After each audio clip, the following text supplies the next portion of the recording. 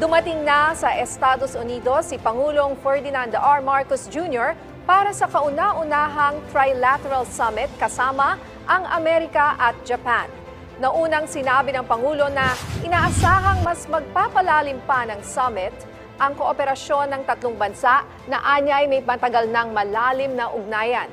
Target din ni Pangulong Marcos Jr. na makipagpalitan ng mga idea sa kanyang counterpart kaugnay ng pag-iit ng regional security at pagbibigay diin sa kahalagahan ng pagtataguyod sa rule of law at pagsunod sa rules-based international order sa Indo-Pacific region.